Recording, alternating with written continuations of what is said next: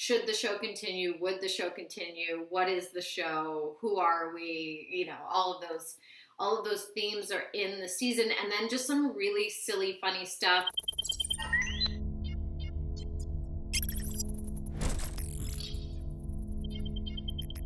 Welcome to EW's Binge Community, where we're doing a deep dive of the NBC cult classic comedy. I'm Derek Lawrence. And I'm Chancellor Agard.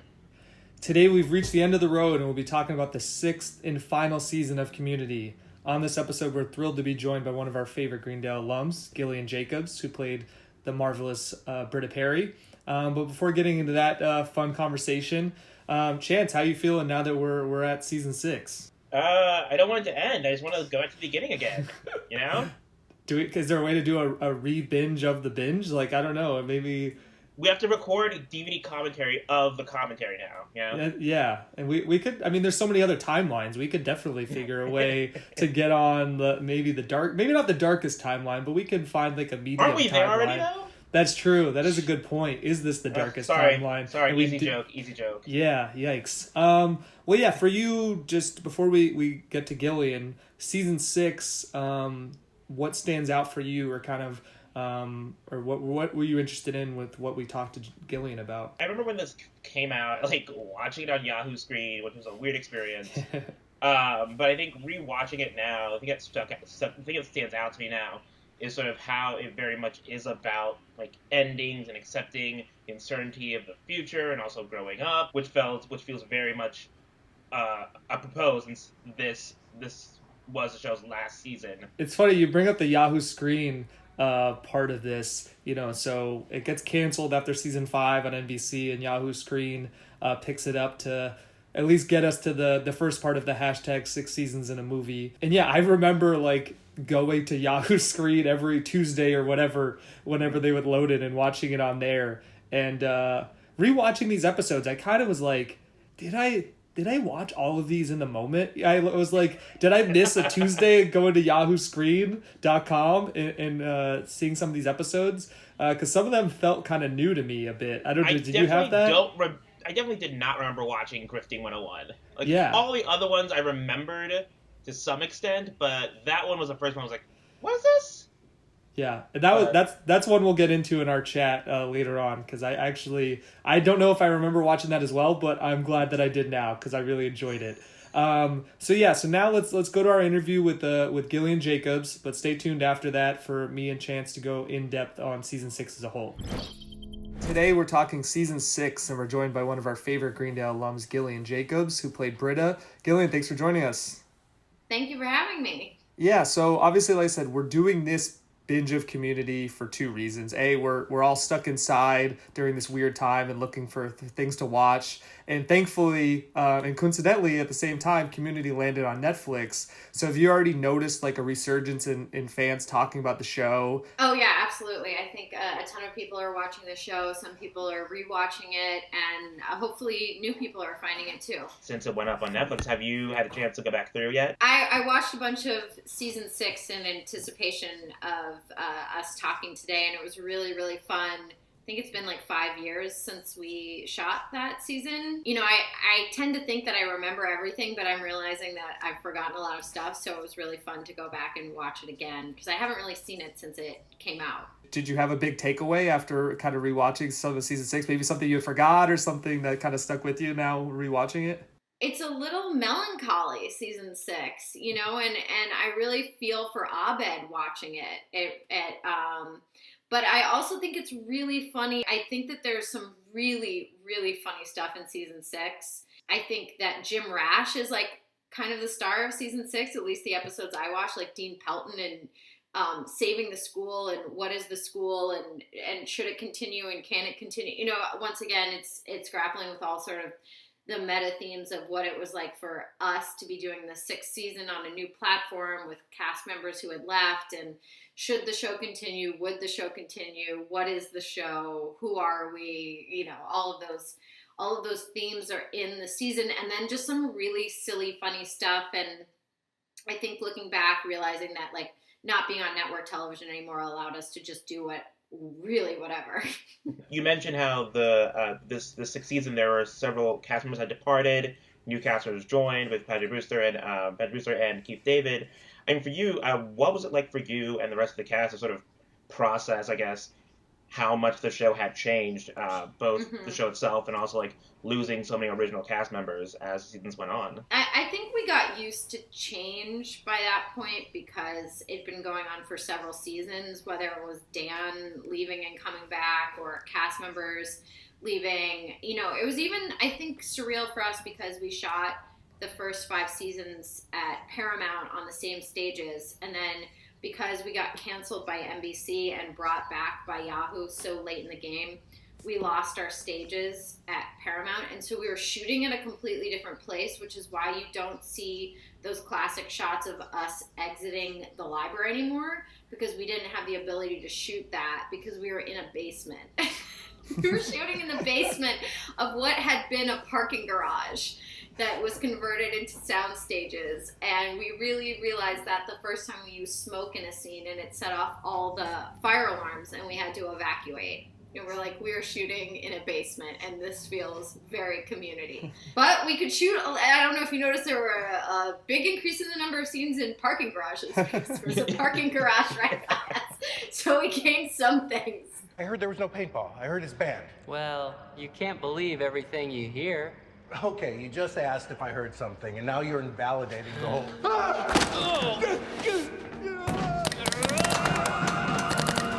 Yeah, it gave us the parking garage, but it also gave us the bar that Britta worked at. Kind of was like a new hangout. Yes. Which I liked Britta, like, becoming a bartender, and she, like, kind of fell back into being like a therapist for these people, you know, like a bartender does. Kind of, what did you like about seeing her in that role? Well, it was her slightly more functional. Like, I feel like people grew up just a little bit in season 6, so I like that she was capable of holding a job. Obviously, like, Britta, I would say more than any other character, like, evolved so much throughout the run.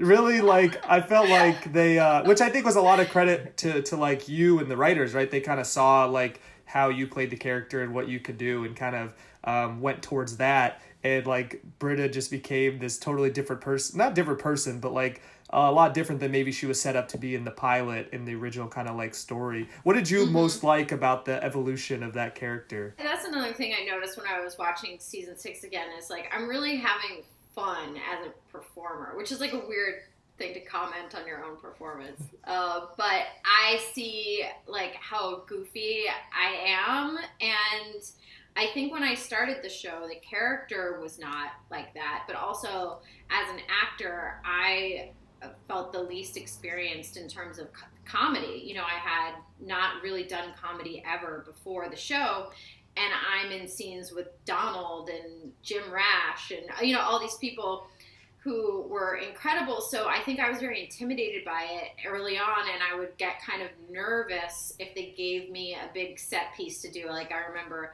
I had to do where I, like, try and steal a frog in one of the early seasons, and I was really nervous shooting that scene because I didn't really know how to do physical comedy or make this bit work, and I was by myself. But I watched the 6th season, and I'm like, oh, by that time I'm just having fun, and I'm doing weird line readings, and I'm doing, like, goofy physicality, and, like, sometimes it's just in, like, my reaction shots with the backs of scenes. At one point, I remembered I improvised a line where I'm with Honda, my boyfriend Honda, and we're talking about Natalie is freezing, and I said, like, oh, I hallucinated a music video in Elroy's RV one time, and that was just, like, you know, I think I just felt more free by the end of the series. Elroy's favorite band, too. I once hallucinated one of their music videos in his RV. That's weird. So that's part of the evolution of the character, and then I think also the writers just realizing that maybe she was more fun as a character in that way.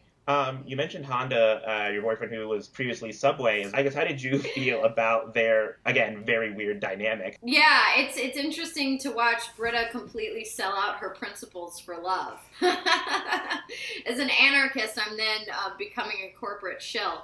But I think that it's fun. I think it's always just fun, you know, when you have a character that people liked, and you can bring it back in a smart, fun way. And I think we needed that Honda money.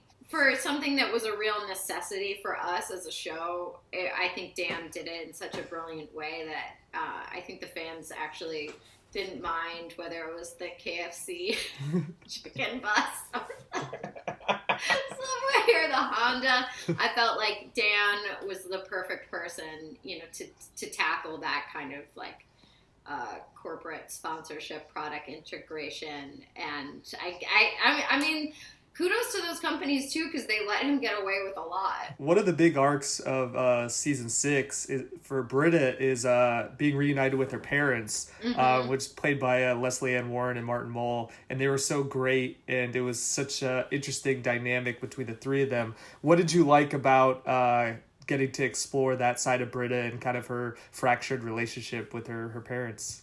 I mean, it explains a lot. What is she really rebelling against? It turns out it's those two who are, at this point in their lives, very nice and supportive, but clearly, weren't the parents that she wanted them to be when she was younger. But she, at this point, can't let go of it. And they've kind of evolved and moved on, and she's really the one that's stuck. So I think all the characters on Community, obviously, are sort of frozen at some developmental age, or they wouldn't be there. No, it makes sense to me that she would be rebelling against nothing. That they were like perfectly nice people who really loved her and just wanted to support her. And it does make sense how she'd been able to pay for classes or rent up until that point. All those classic questions of a sitcom of like, how does she keep affording all those new leather jackets? Like, why? She seemingly has an endless wardrobe, always new shirts. So I guess it makes sense that her parents were secretly footing the bill. One of my favorite storylines, or kind of like little bits in season 6, was Britta kind of tricking Abed into letting her have a party. And it was interesting, not just because of the Britta Abed of it, but like also the Britta Annie part of it, which is like a relationship that wasn't necessarily like one of the most spotlighted relationships on the show, but when it was, I thought you guys always did a great job showing that friendship. What did you always like about when you guys did kind of spotlight those two together? Well, I really liked season 6 too, because it didn't feel like it was us fighting over Jeff. I love when you can find a way for Britta and Annie to be in conflict or have a relationship or develop a friendship, and it's not like fighting over a guy. What I always appreciated was that they never fully made that some love triangle, right? Like I felt like Britta and Annie both had their own separate thing happen with Jeff. And the show never pitted them against each other. Maybe there was like a moment of like jealousy or sadness, but like anything catty or anything like that. Did you appreciate kind of the direction that they took with that and didn't go the traditional route maybe? Yes. I think that, there's far more interesting storylines than the two of them fighting over a guy. So I loved any time Community subverted the normal expectations for what a TV show would do with a group of people. I mean, I guess like looking back at the final season for you, I mean, are there any particular episodes that stand out or that were particularly memorable shooting experiences for you?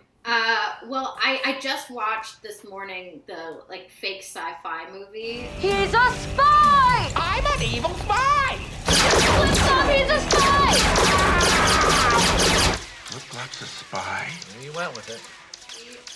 Where we're trying to like cut the footage of Chang into, and I think we all just had so much fun shooting that. Our production designers and our prop department deserve so much credit because look at the worlds that they would build every week, and I thought it was just amazing, and I think you can see in our performances how much fun we were having.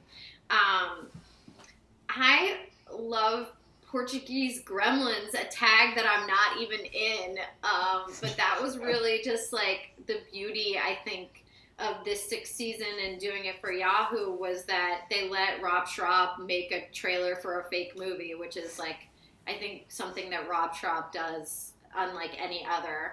And as I've been sort of cleaning up my house, I found he made like fake VHS covers for Portuguese Gremlins, so I have my Portuguese Gremlins VHS case, which I really cherish. Chi è esto? Una grande responsabilità. Esta è una criatura de muitas travesuras. There's so many. I think like we all kind of the hours shooting that RV episode were truly insane.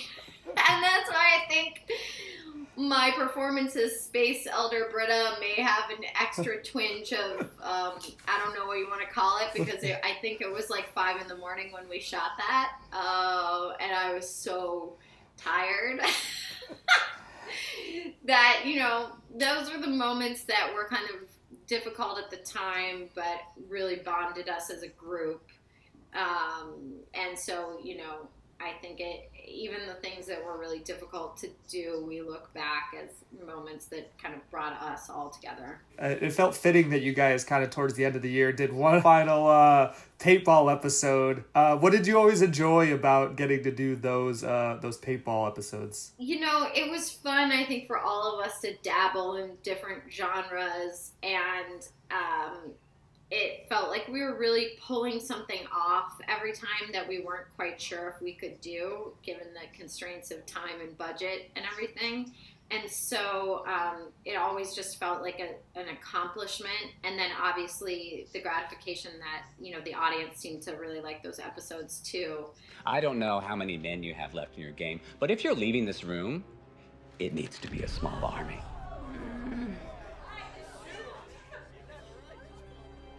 Okay.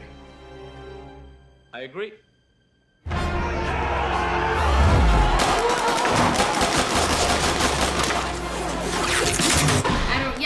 I get like sad too a little bit watching the 6th season, knowing that, you know, Richard Erdman has passed away since we wrapped, and I loved him and Leonard, and so even just like the vampire at the end of the fake space movie has like some, you know, a little sadness to it now that he's passed. But yeah, I don't know, it's like all the feelings.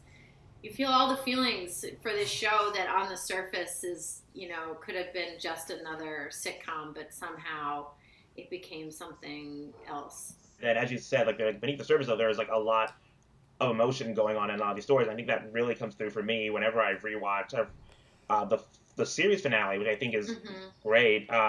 Just because, again, as you mentioned as well, like you guys were used to change at this point, and that episode's very much about sort of accepting change. And I guess for you guys shooting that series finale, I guess how did you guys feel? Did you guys feel like you were actually finally at the true end of something? Yes, but no, because look at us. We're still like I said, we're still talking about this show.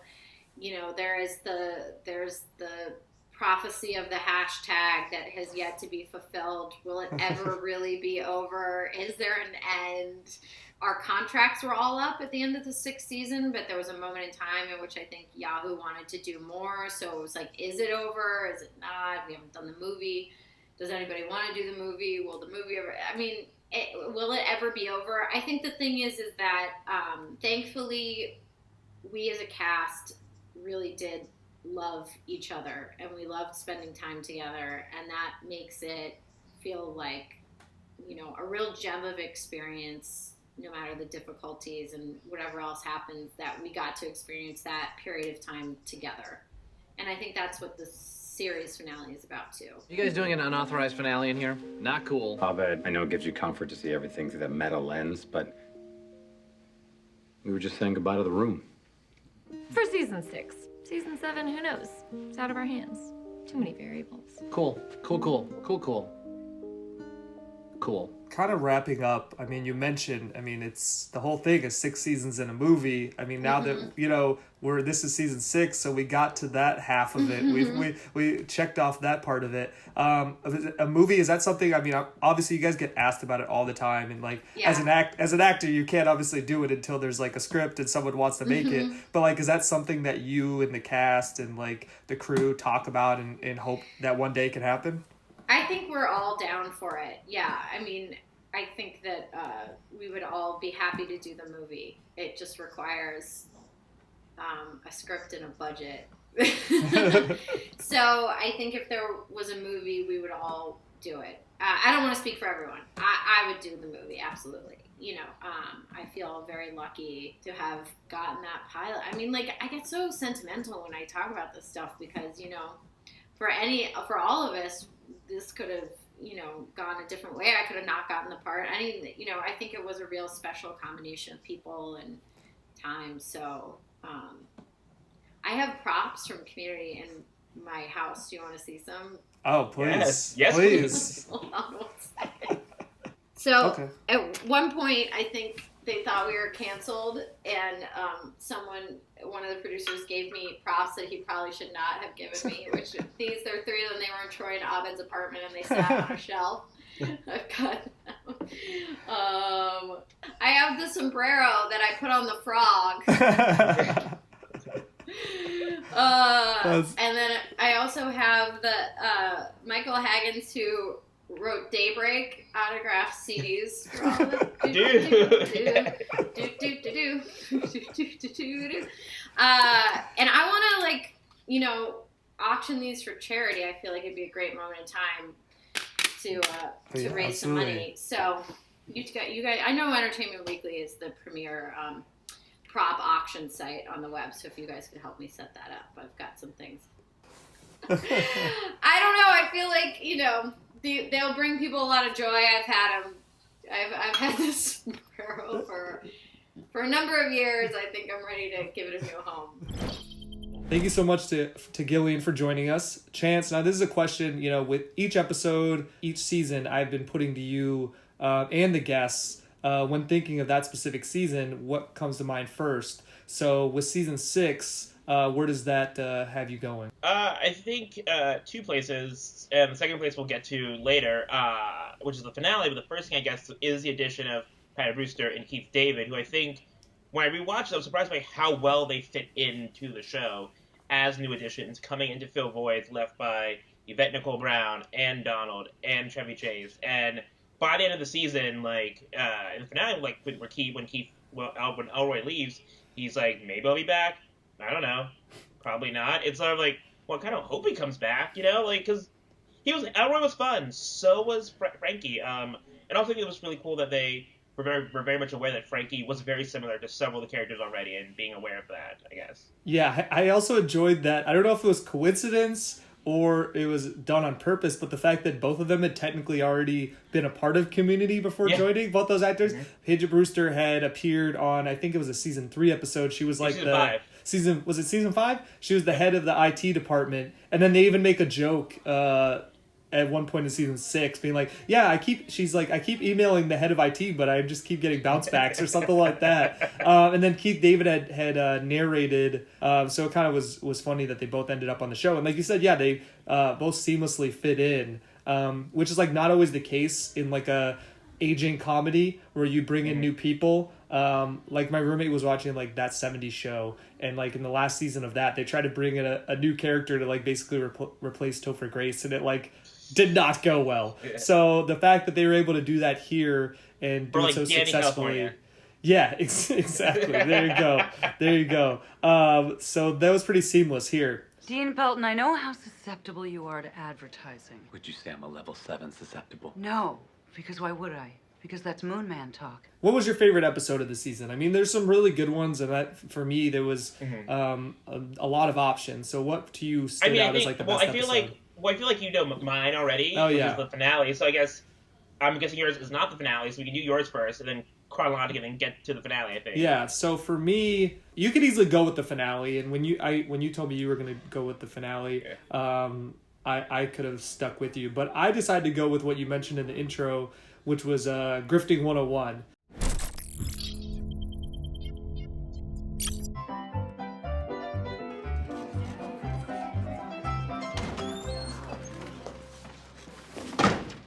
Good morning. My name is Professor Roger Del Salvo, for the time being. For I use many a pseudonym, such as Jeff Goulash, Philip Switch, or Baz Ravish. For I am a grifter. Which was just a weird episode, like kind of bananas, like kind of funny that they did this at like they only had a few episodes left in their whole probably in their show's entire run, and they knew it, and they do this whole just grifting bit.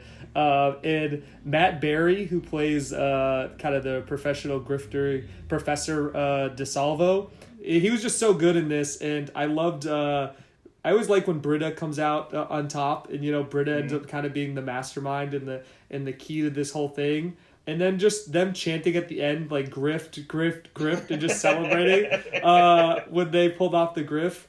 I was grifted.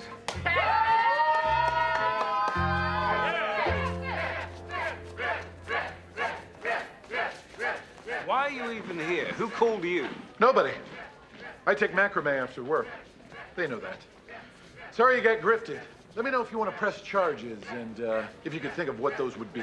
I thought was perfect. And then this is something I think we've talked about with a few people, but the end tags just got so weird in season 6. And this one was like Ridley, this guy Ridley who saved Jeff Jeff saved him at the gym one time, and now Jeff is just like making him do all these things for him.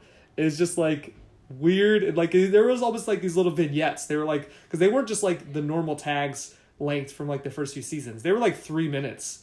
Like it felt like. So for you mentioned your favorite episode is the finale. I would say I think it's the episode I think about like quite a bit, even when I'm not thinking about Community, but like just as an episode of television, I love the way that it like. I mean, the Community has many times before had to craft these finales that work as both season and series finales. I think this one is the best of them all. In fact, that it works really well as a series finale. And I feel a lot of closure with the group and with the school. At the same time, though, like they could easily find a way to like come back to Greendale or at least come back to like that bar where they end, if we ever get that movie. Things have a certain structure to them, If we stray from it, we're weird. If we stick to it, we're boring. Yeah, but isn't that more about the shape of your brain, Abed? I mean, no offense or anything, but isn't the shape of your brain kind of f***ed up? What's your season 7 pitch? My pitch for your fall semester at Greendale is that everyone is nice and has fun and grows together. Shirley or Elroy? See, that's racist. As I mentioned at the top of this, I think a lot of things I think about this season are again about sort of the episodes where it's sort of the group dealing with change and having to move on and let things go. In particular, there is the episode where they make the terrible sci-fi movie, which ends up boiling down to Jeff's fear of everyone growing up and leaving him, which comes back in the finale. And then also in the RV episode as well, it's sort of which is an okay episode, but the whole metaphor, the symbol of the hand is to sort of keep a loose grip on things and not to hold on to things too tightly or too loosely. And I think that ends up being paid off here in this finale as like Jeff again is sort of struggling with accepting that all these people are going to move on without him, and that he has more of his life behind him than ahead of him at this point. And then the other characters are sort of dealing with the sort of uncertainty of their futures because on the other hand, they're all still young. And I just, that episode, I remember watching that episode came out, I think it was when I graduated grad school. And so it was just like weird to watch that and be in that place where I too was just like, oh, what's going to happen next, So.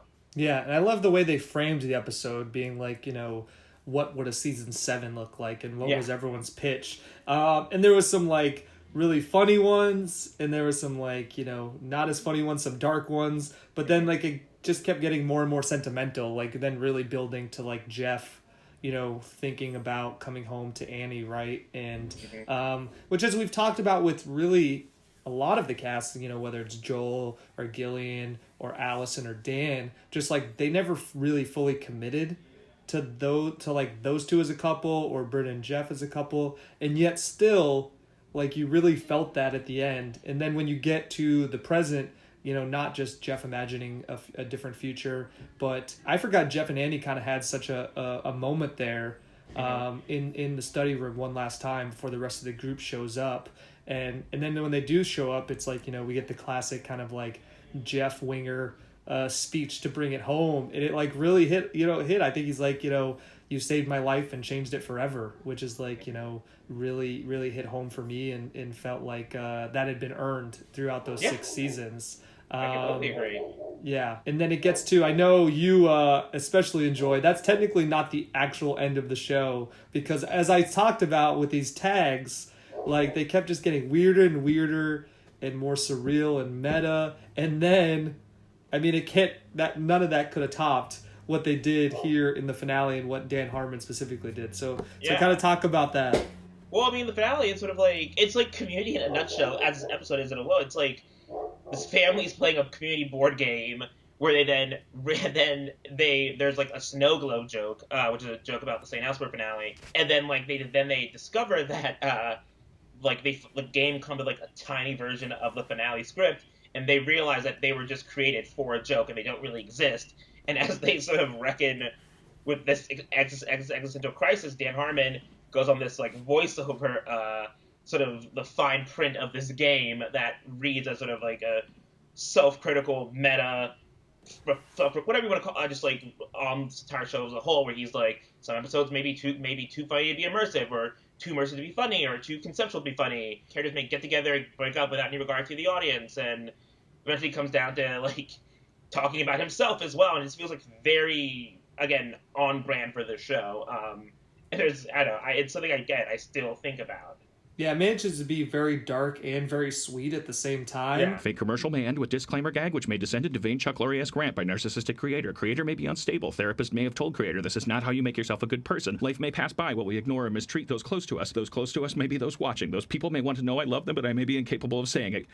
Contains pieces the size of a child's esophagus. He's like, creator might not be able to say it, but he loves you all, or something like that. And it's like, oh wow, I don't know. Yeah, again, it's dark and sweet at the same time. You can definitely say this about Community. They did so many things that other shows couldn't or wouldn't do, and like that they lived up to that to the end. Because like I can't imagine any other show being able to end that way, or that would actually, or where that would feel natural or make sense. And they did it, and it worked really well. Kind of going to our awards for the season as a whole. This has come up a few times, and again, kind of our MVP of the season happens to be the guest that we had on for this episode. Yeah. We have Gillian Jacobs, MVP. I mean, she was so great throughout the whole run, but I think here, we talked about it with her, the kind of the evolution of the character really reached new levels here. I mean, I think we touched on this too, sort of like with each season, Britta became sillier and more of a joke, and I think the thing that kept it from not